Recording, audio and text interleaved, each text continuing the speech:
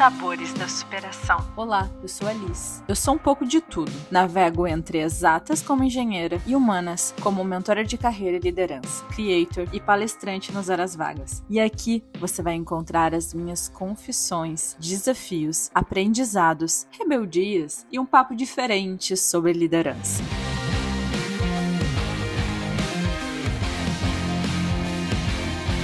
Hoje eu quero te confessar sobre os meus dilemas em relação à superação. Sempre é muito difícil pra mim aprender uma coisa nova. E parece até um deboche, né? Porque a minha vida toda eu tive que aprender coisas novas e difíceis. A primeira delas foi engenharia. Toda vez que eu preciso aprender alguma coisa, eu entro numa zona de desconforto no modo hard, que me causa irritação e agonia. Principalmente quando é área da tecnologia, ao ponto de eu ter dificuldade, às vezes, até para fazer uma assinatura digital. Agora que eu aprendi, eu faço isso em pequenos minutos. E já reparou que parece que sempre desejamos começar já sabendo e dominando a situação? E isso eu falo também já no primeiro episódio, Perfeição na Ação. O quanto que a gente se cobra pra começar perfeito, pra fazer tudo perfeito. Mas não é assim. Por isso que talvez seja tão difícil viver todo esse processo de aprendizado. É uma constante fuga da condição de aprendiz. Eu vivo isso todos os dias. Ao olhar para o meu passado, eu vejo o quanto que aprender a me superar foi quase que uma imposição da vida para mim. Nascer com alta miopia já me colocou essa condição. E eu tive que superar muitas coisas por conta da alta miopia. E não é só considerando, né, essas minhas experiências pessoais, mas todo o contexto que eu me cercava. E eu não falo isso nem em um tom vitimista, mas eu falo isso em um tom reflexivo. Talvez a minha maior missão de vida seja aprender a me superar, devido a tantas coisas que foram acontecendo. E que isso foi me moldando, foi me forjando. E para contextualizar e tu entender também um pouco da minha história, eu nasci com alta miopia. Eu usava óculos desde criança. Eu uso óculos, acho que desde bebê. Eu não sei se a partir dos 3 anos ou antes, eu não sei. Mas a minha mãe já identificou que eu não enxergava porque eu tinha dificuldades e inseguranças para caminhar. Então foi aí que ela começou a investigar. Então, desde criança, eu também nunca me senti uma estranha, porque a minha irmã tinha alta miopia, a minha mãe, as minhas tias. Então, dentro da minha bolha, isso era uma condição normal. Até porque a alta miopia que a gente tem é hereditária. Todas as mulheres da família por parte de mãe têm. Então, pra mim, aquilo ali era um ambiente normal. Eu era mais uma pessoa com miopia naquele contexto, né? Dentro da minha bolha. E não enxergar bem me trouxe várias dificuldades ao longo da vida. Desde a época de escola até a época da faculdade. Na época de escola, eu tive que lidar muito com o bullying e isso foi me forjando. Foi forjando a minha maneira de me relacionar com as pessoas. Eu fui superando sem perceber. Eu fui criando mecanismos de sobrevivência sem perceber. E hoje eu vejo que a alta miopia, a bullying, a fase da escola não foi tão difícil quanto a fase da faculdade. É como se a fase da faculdade tivesse testado todos os meus limites de superação. Por diversas situações, a minha acuidade visual, ela foi ficando cada vez menor. Nessa época, quando eu tava na faculdade, para me formar, faltava acho que uns 3 anos. E para uma faculdade de engenharia, 3 anos é muita coisa. Eu me formei em 7. É cadeira que não acaba mais, pelo amor de Deus. A minha irmã, ela sofreu um acidente, então por conta disso, eu tive muito estresse. Então surgiu uma cerose central no meu olho e fez com que eu tivesse ainda mais baixa visual. E a dificuldade de enxergar no quadro também, ela veio me visitar. Até então era normal pra mim, eu chegava na aula, conseguia entender tudo, olhava no quadro, conseguia enxergar. Quando aconteceu isso, nossa, a dificuldade veio até pra fazer uma prova, porque eu não conseguia enxergar nem os números da prova, era tudo embaralhado por conta da cerose. E com o passar do tempo, eu fui me questionando, poxa vida, como que eu vou passar em engenharia sem enxergar no quadro? Sem enxergar aquelas explicações de cálculos gigantes que os professores faziam no quadro, né? Eu pensei, tô ferrada, não sei o que eu vou fazer. Mas Mas eu não tinha outra escolha, eu precisava me formar em engenharia, eu precisava passar, eu precisava me formar como engenheira. Isso era a minha salvação para ter uma independência financeira e ser alguém na vida. Isso era muito fixo, assim, na minha cabeça. Eu não tinha uma escolha. Eu não tinha como dizer assim, não, mãe, eu não posso. Eu não posso mais, vamos voltar atrás. Então, foi um processo de superação, te confesso que horroroso. Hoje eu penso que foi bonito esse processo, né? Porque eu cresci como ser humano. Mas na época, fazendo uma retrospectiva, foi horroroso. Era um tal de surta daqui, pira dali, sensação de me sentir, assim, burra o tempo todo. Eu dependia, às vezes, dos colegas terem que me explicar depois da aula, ou eu tive que fazer mais mentorias, porque daí a mentoria me explicava, a mentora, na época, a Unicinos, a faculdade que eu me formei, tinha um programa de mentoria, e muito legal. E isso que me ajudou também a passar, além da minha amiga Gabi, que eu já vou te contar, tá?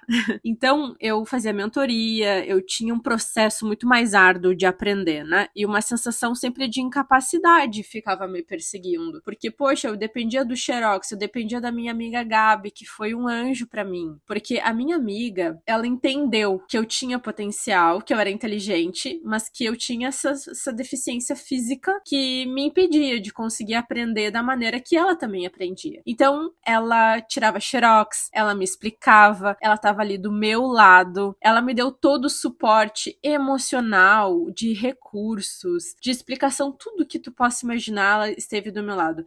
Então, eu me emociono. Respira, Liz. Então, como é importante tu ter uma pessoa do teu lado que ela não vai te julgar ou vai, que nem tá muito famoso o termo capacitismo, né? Que vai dizer assim, não, tu não enxerga, tá fadado. Tu não enxerga, provavelmente tu vai ter outras dificuldades. E ali dá uma sentença pra pessoa de que ela não vai conseguir. E a Gabi não fez isso. Ela tava ali do lado e ela foi até o fim. E o nosso maior sonho era se formar juntas. A gente queria colocar na mão o canudo e dizer, estamos formadas juntas, mas isso não foi possível. Mas a minha faculdade, eu dedico a ela. Eu dedico a ela porque é muito difícil num mundo tão competitivo e que as pessoas têm relações tão rasas, tu conseguir ter apoio de uma amizade tão genuína e verdadeira como eu tive dela. Gente, eu sou de ascendente de câncer, então eu me emociono muito. Mas tudo bem. Ao longo do tempo, depois que tudo foi passando e eu fui me sentindo mais segura, com apoio, né? O dia da formatura chegou. E ela tava lá, com certeza. A Gabi tava lá na primeira fila. E assim, ela é minha amiga irmã. Porque essa minha dificuldade, a nossa amizade, tudo que a gente superou juntas, cada um com o seu sabor de superação, fez com que a gente não fosse só amiga, mas que a gente fosse irmã. Então, parecia tão impossível aquele dia pra mim, mas que ele chegou. E sabe, parece que a paraninfa da turma, a professora Dayana, ela foi inspirada pra dar aquele discurso, porque ela falou sobre superação. É um discurso muito bonito e é isso que norteou esse episódio de hoje, o discurso da minha paraninfa. Porque ela fechou com chave de ouro falando sobre a beleza da superação. Isso ficou marcado na minha memória até hoje. Eu nunca vou esquecer das palavras dela. Ela dizia que se superar nos causa diversas sensações. Eu experimentei muitas delas. Causa dor, desconforto, testa a nossa força constantemente, o tempo inteiro. Coloca à prova a nossa vaidade também. Coloca à prova a nossa autoestima, a confiança em nós mesmas. A superação é um turbilhão de emoções. Então, depois que tu supera, vem outro turbilhão de sensações de que você conseguiu. Nunca me esqueço que ela diz: superar dói, mas ao mesmo tempo é agradável, porque você conseguiu. Então, o prazer de dizer eu consegui, né? A felicidade sem fim de dizer deu certo. Eu consegui. E eu senti na pele, tanto que eu fiquei tão nervosa no dia da formatura que parecia inacreditável que eu tava conseguindo me formar em engenharia de alimentos, sendo que eu nunca me imaginei engenheira. Então, superar tem vários sabores. começa ruim e termina muito bom. Eu tava ali extasiada, com o diploma na mão, me sentindo poderosa, convicta de que eu sou capaz de conseguir alcançar meus objetivos, e essa crença, ela me persegue até hoje. E eu nunca quero deixar de ter essa crença enraizada em mim, porque me superar a minha dificuldade de visão durante a faculdade, fez com que eu entendesse que eu sou capaz de conseguir me superar. E eu acho que isso é uma condição humana. Todos nós somos capazes de nos superar. O que muda é o tempo e as nossas possibilidades. Por isso que quando um coach fala, o poder está dentro de você, você consegue, é só se esforçar que você consegue. Pode até te empoderar. Mas a gente precisa ter muito cuidado ao ouvir uma frase como essa. Porque quando você vive o desafio e sente todo o desconforto, a mágica dessas palavras acaba e você se questiona sobre as suas capacidades. Por isso que eu não gosto muito de me conduzir com essas frases motivacionais. Você consegue, o poder tá dentro de você. Por mais que eu acredite que sim, o poder tá sempre dentro de nós. Mas eu gosto de pensar diferente e de conduzir a minha mente diferente. O que superar esse desafio pode me ensinar e o quanto ele vale a pena para minha vida. Isso faz com que eu entenda o propósito, o objetivo disso. O que eu vou aprender? O que vai transformar em mim diante dessa superação, para que não seja só uma questão de vaidade, poder estar comigo, eu consegui, ponto. Não, é muito além disso. É uma questão pessoal nossa. Na faculdade, superar o entrave da baixa visão me ensinou muita coisa. Foi o primeiro passo do meu desenvolvimento. Nossa, como eu fiquei forte com aquele canudo na mão, como eu me senti empoderada, porque eu consegui. Eu não era boa em matemática e muito menos em química. Mas não foi um processo extraordinário, glamouroso, como a gente vê, né? Muitas vezes essa romantização sobre como nós somos capazes de vencer. Sim, nós somos, mas muitas vezes o processo ele não é tão bonito. Esse processo é recheado de sentimentos e emoções desagradáveis, onde cada pessoa tem o seu tempo, as suas condições, limitações, e isso é que moldou a Liz pro futuro, porque nós criamos uma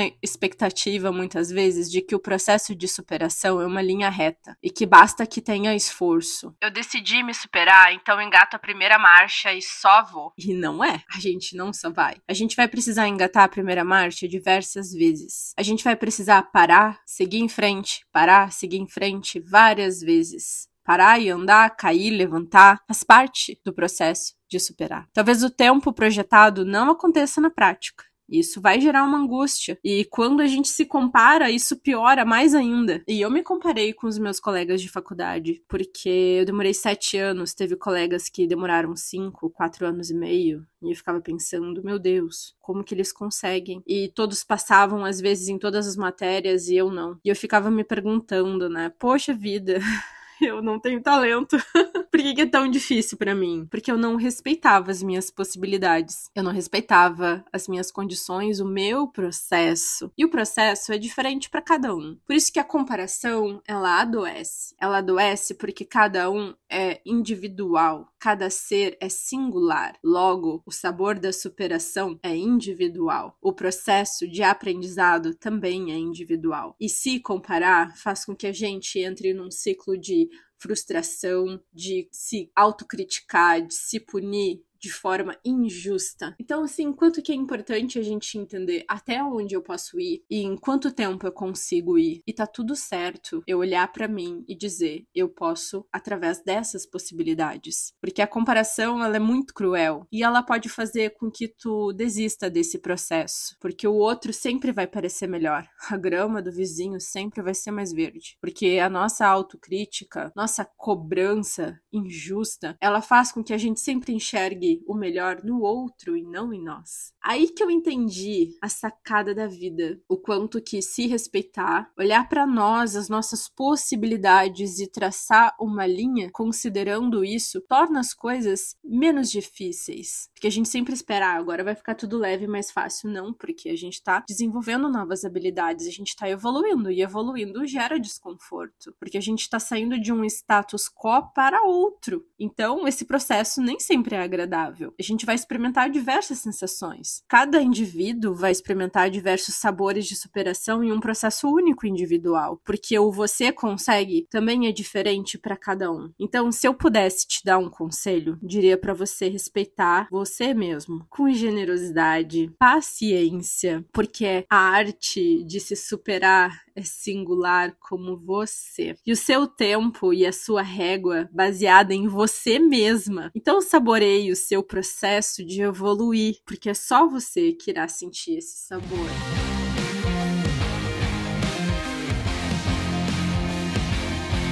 Então eu fico por aqui trazendo uma reflexão para que tu também te olhe com generosidade, para que tu se permita ter o teu processo de se superar e preste atenção no sabor que tem. Se você gostou desse podcast, me marca nas suas redes sociais para eu te conhecer e venha fazer parte do meu clã de líderes, onde trocamos muitas ideias sobre o desafio de liderar de forma prática e simples. Até lá!